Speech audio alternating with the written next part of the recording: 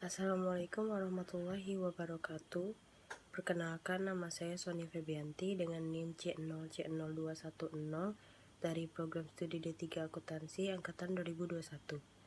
Baiklah, di sini saya ingin membuat video penjelasan mengenai konsep dasar penghasilan pada perpajakan guna memenuhi tugas mata kuliah akuntansi perpajakan dengan dosen pengampu Bapak Wirmi Eka Putra. A. Pengertian penghasilan.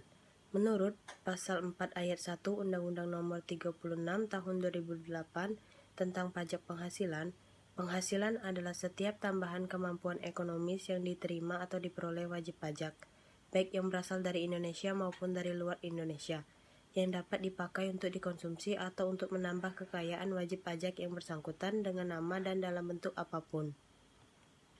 B. Pengelompokan penghasilan. Dengan memperhatikan tambahan kemampuan ekonomis pada wajib pajak, penghasilan dapat dikelompokkan menjadi sebagai berikut. Yang pertama, ada penghasilan dari usaha dan kegiatan. Yang kedua, penghasilan dari pekerjaan dalam hubungan kerja dan pekerjaan bebas seperti gaji, penghasilan dari praktik, dokter, akuntansi, pengacara, dan lain-lain. Yang ketiga, penghasilan dari modal yang berupa harta gerak ataupun harta tak gerak seperti bunga, dividen, royalti, sewa, dan lain-lain. Yang terakhir, penghasilan lain-lain seperti pembebasan utang, hadiah, dan lain-lain.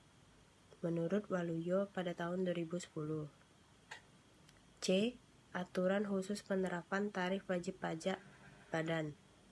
Pada pasal 31E Undang-Undang Pajak Penghasilan mengatur bagi wajib pajak badan dalam negeri dengan peredaran bruto sampai dengan 50 miliar mendapat fasilitas berupa pengurangan tarif sebesar 50% dari tarif seperti yang dimaksud dalam pasal 17 ayat 1 huruf B dan ayat 2A yang dikenakan atas penghasilan kena pajak dari bagian peredaran bruto sampai dengan 4,8 miliar.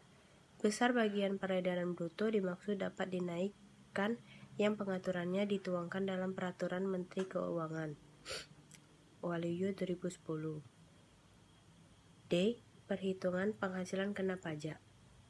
Dasar yang digunakan untuk menghitung besaran pajak terutang adalah penghasilan kena pajak atau PHKP. Tetap berlandasan atau bersumber pada laporan keuangan perusahaan setelah dilakukan koreksi fiskal positif atau negatif, dapat diperoleh penghasilan neto setelah koreksi. Khusus untuk wajib pajak orang pribadi, dalam mendapatkan penghasilan kena pajak harus terlebih dahulu menghasilkan neto setelah koreksi dikurangi dengan penghasilan tidak kena pajak (PTKP). Seperti yang diuraikan sebelumnya bahwa pajak terutang sama dengan tarif penghasilan kena. Tarif yang digunakan dapat mengikuti yang pertama, tarif umum. Tarif pajak ini mengikuti tarif pajak yang ditujukan dalam pasal 17 atau lapisan tarif Undang-Undang Pajak Penghasilan. Yang kedua, tarif khusus. Tarif pajak ini mengikuti tarif yang ditetapkan dengan peraturan pemerintah, biasanya ditujukan pada penghasilan tertentu, misalnya penghasilan bruto. Tentu dalam hal ini tidak perlu mempertimbangkan unsur PTKP. Yang ketiga, tarif sesuai Undang-Undang Tarif.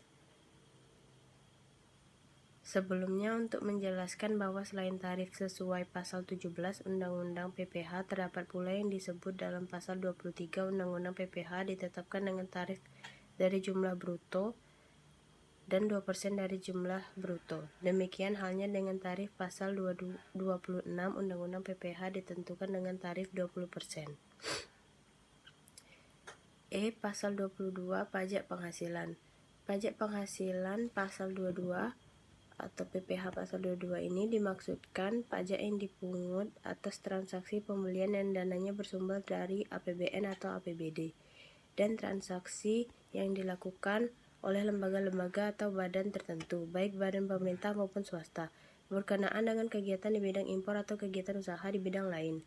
Pemungutan PPH pasal 22 ini dimaksudkan sebagai upaya meningkatkan peran serta masyarakat dalam mengumpulkan dana melalui sistem pembayaran pajak dan untuk tujuan kesederhanaan, kemudahan, dan pengenaan pajak yang tepat waktu. Sehubungan dengan hal ini, pemungutan PPH pasal 22 bersifat final. Pengajuan pengurangan PPH. Pengurangannya dihitung dari besarnya PPh pasal 25 berdasarkan SPT tahun PPh tahun 2008. Pengurangan PPh pasal 25 tersebut tidak berlaku bagi wajib pajak bank, BUMN, BUMD. Wajib pajak harus masuk bursa dan wajib pajak lainnya yang sesuai aturan perundang-undangan harus menyusun laporan keuangan berkala. Wajib pajak dapat diberikan pengurangan tersebut jika wajib pajak memberitahuan secara tertulis tentang besarnya PPh pasal 25 yang diminta disertai dengan yang pertama, penghitungan PPh terutang berdasarkan SPT tahun PPh 2008 atau perhitungan sementara PPh terutang 2008. Yang kedua, perkiraan penghitungan PPh yang akan terutang pada tahun 2009.